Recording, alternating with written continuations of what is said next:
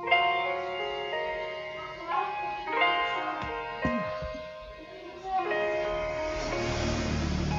siang Bapak dan Ibu guru. Era teknologi yang berkembang dengan begitu pesat membuat perubahan terjadi begitu cepat tanpa bisa diprediksi, dan semua bentuk perubahan itu pasti akan terjadi. Tantangan kita di dalam dunia pendidikan adalah berorientasi kepada masa depan, dan itu nyata. Sehingga menjadi tanggung jawab semua pelaku pendidikan dalam mempersiapkan generasi sebelum mereka mencapai dunia nyata, dunia kerja atau dunia profesi mereka. Seperti apakah dunia mereka? Bagaimanakah mereka akan hidup, tumbuh, berkembang dan sukses? Menjadi fenomena yang sangat kompleks. Dan tugas kita adalah bagaimana mempersiapkan kompetensi-kompetensi yang penting, yang berguna bagi mereka dalam menghadapi berbagai bentuk perubahan yang terjadi begitu cepat dari waktu ke waktu. Kompetensi-kompetensi yang dimaksudkan, yang dibutuhkan untuk masa depan peserta didik atau anak didik kita untuk saat ini adalah kreativitas, berpikir kritis, bagaimana mereka berkolaborasi, bagaimana mereka bisa menciptakan bekerja sama dengan orang lain, bagaimana mereka menciptakan hubungan sosial, bagaimana keberadaan mereka ketika mereka berada dalam derap perkembangan dan kemajuan di tengah-tengah masyarakat. Kompetensi yang berikut adalah bagaimana kemampuan mereka untuk melakukan komunikasi, baik komunikasi verbal maupun komunikasi non-verbal. Dan yang paling penting satu adalah bagaimanakah generasi kita masih memiliki norma, masih memiliki etika, masih memiliki rasa bela rasa. Konteks pendidikan yang dicanangkan oleh Mas Menteri Kemendikbud RI dengan satu program yang cukup fenomenal saat ini adalah program Merdeka Belajar.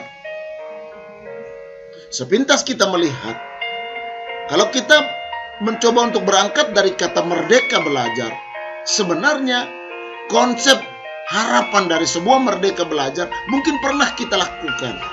Bukankah kita pernah mengenal ada yang dikenal dengan sebutan PAIKEM, pembelajaran aktif, inovatif, kreatif, efektif, dan menyenangkan. Namun demikian, kita belum mampu memaksimalkan maksud daripada itu. Sehingga satu materi terpenting dari konsep Merdeka Belajar adalah bagaimana menciptakan guru-guru yang mampu menjadi penggerak untuk terjadinya perubahan atau transformasi pada setiap lembaga pendidikan, terutama bagi mereka yang sudah lolos dalam paket program saat ini yang sedang mengikuti pendidikan guru penggerak. Adalah satu isu bagaimana menciptakan guru yang mampu menciptakan sebuah suasana pembelajaran yang berpusat pada peserta didik. Sehingga materi yang saya bawakan pada siang hari ini adalah berjudul pembelajaran yang berpusat pada peserta didik. Ya, seperti inilah kira-kiranya bagaimanakah konsep model pembelajaran diupayakan atau dilakukan oleh seorang guru agar dapat menciptakan cara menuju terciptanya sebuah situasi, yaitu merdeka belajar. Bersama saya, Elias Ricardus Ratu, SPD. Yang pertama, dasar. Pembelajaran berpusat pada siswa atau student-centered learning bukan merupakan pendekatan baru di dalam dunia pendidikan. Akan tetapi memang pembelajaran berpusat pada siswa mungkin baru bagi pendidikan di Indonesia. Pembelajaran berpusat pada peserta didik merupakan pendekatan pembelajaran kurikulum 2013 yang tertuang secara jelas dalam Permendikbud nomor 81A tentang implementasi kurikulum 2013. Pada dokumen regulasi tersebut, pembelajaran berpusat pada siswa atau student-centered learning sebagai ciri pembelajaran kurikulum 2013 perlu diikuti dengan penyempurnaan pola pikir, penyempurnaan mindset. Penyempurnaan pola pikir atau mindset dimaksud antara lain yang pertama, perubahan dari pola pembelajaran satu arah, interaksi guru dan kepada peserta didik menjadi pembelajaran yang interaktif. Interaktif guru peserta didik kepada masyarakat, kepada lingkungan alam, dengan sumber atau media pembelajaran lainnya. Yang kedua, pola pembelajaran terisolasi menjadi pembelajaran secara berjejaring. Peserta didik dapat menimba ilmu dari siapa saja dan dari mana saja yang dapat dihubungi serta diperoleh melalui internet. Yang ketiga, pola pembelajaran pasif menjadi pembelajaran aktif mencari. Semakin diperkuat dengan model-model pembelajaran pendekatan sains. Pola belajar sendiri menjadi belajar kelompok atau berbasis tim. Yang berikut, pola pembelajaran alat tunggal menjadi pembelajaran berbasis alat multimedia. Pola pembelajaran berbasis massal menjadi kebutuhan pelanggan atau users dengan memperkuat perkembangan potensi khusus yang dimiliki oleh setiap peserta didik. Dan yang berikut adalah pola pembelajaran ilmu pengetahuan tunggal atau monodisiplin menjadi pembelajaran ilmu pengetahuan jamak multidisiplins. Pola pembelajaran pasif menjadi pembelajaran kritis. Lalu kemudian, kompetensi apakah yang menjadi tujuan? Kompetensi-kompetensi yang menjadi tujuan sudah tertuang di dalam silabus setiap mata pelajaran. Yang pertama itu adalah kompetensi inti 1, yaitu kompetensi inti sikap spiritual. Kompetensi inti 2 adalah kompetensi inti sikap sosial. Kompetensi inti 3 adalah kompetensi inti pengetahuan. Dan kompetensi inti 4 adalah kompetensi inti tentang keterampilan.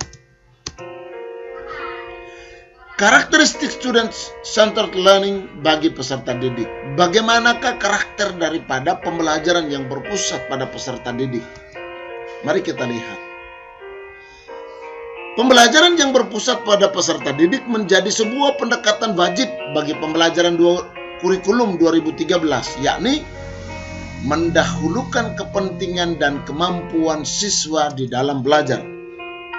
Yang kedua, karakter harus memberikan ruang bagi peserta didik untuk belajar menurut ketertarikannya, kemampuan pribadinya, gaya belajarnya. Yang ketiga, harus memberi ruang bagi siswa untuk belajar menurut ketertarikannya, kemampuan pribadinya, gaya belajarnya. Dan yang berikut adalah berperan sebagai fasilitator yang harus mampu membangkitkan ketertarikan siswa terhadap suatu materi belajar dan menyediakan beraneka pendekatan cara belajar sehingga siswa yang berbeda-beda tersebut memperoleh metode belajar yang paling sesuai dengan tingkat kemampuannya. Kemampuan intelektual dari masing-masing siswa tentu berbeda. Sebagian siswa bisa belajar secara mandiri dengan cara mendengar, membaca, melihat, menonton video, mengikuti demonstrasi keahlian tertentu sendiri tanpa orang lain membantunya. Namun, sebagian lainnya siswa perlu berinteraksi, berkolaborasi dengan lingkungan belajar lainnya, seperti dengan teman-temannya, dengan guru, dengan lingkungan kelas, sekolah, dan bahkan bekerja sama dalam kelompok kerjanya. Sebagian lagi perlu sedikit bermain dengan tantangan dan sebagainya. Karena itulah Di dalam pembelajaran berpusat pada peserta didik atau student-centered learning pada pembelajaran kurikulum 2013, guru perlu menyediakan wahana, media, dan pendekatan cara belajar yang bervariasi pada pembelajaran yang kooperatif atau kerja kelompok.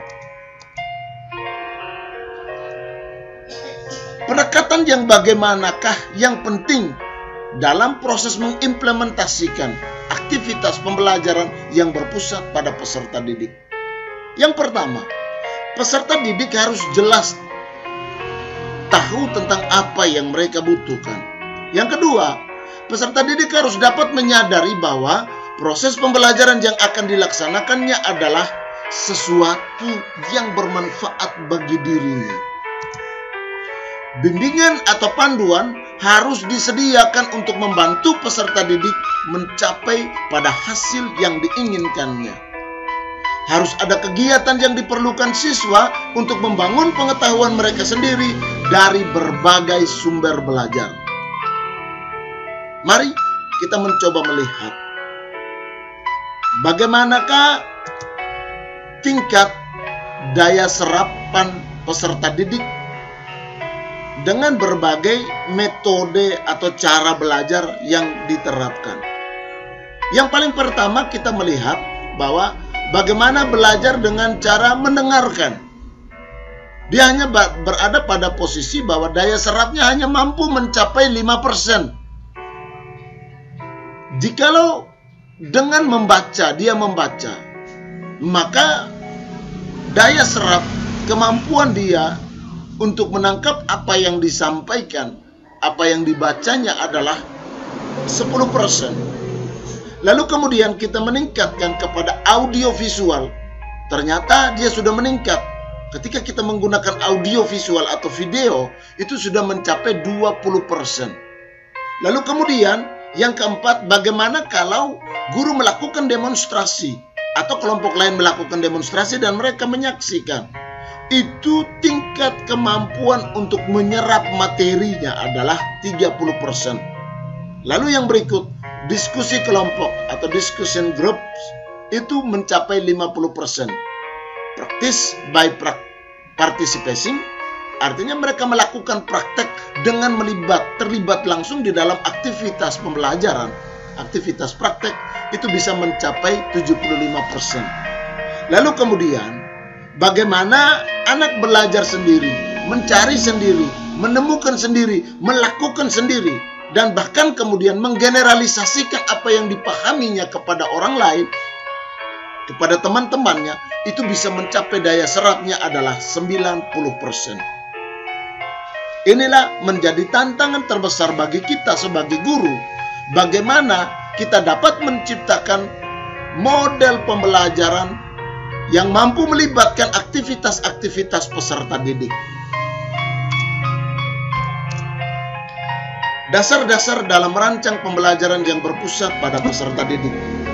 Yang pertama, peserta didik. Bagaimanakah mewujudkan model pembelajaran yang berpusat pada peserta didik pada sekolah Anda dalam paket program guru penggerak? Yang pertama,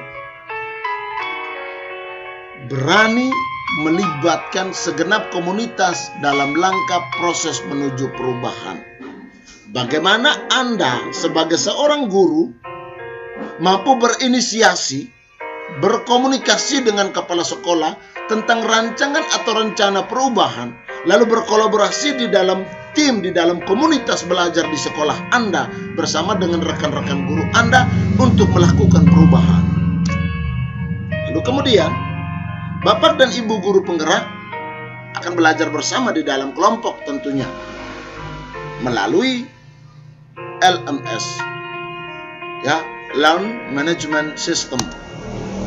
Lalu kemudian guru penggerak, calon guru penggerak maksudnya, mengimplementasikan hasil yang dipelajarinya dalam satu paket pembelajaran dalam bingkai Merdeka Belajar.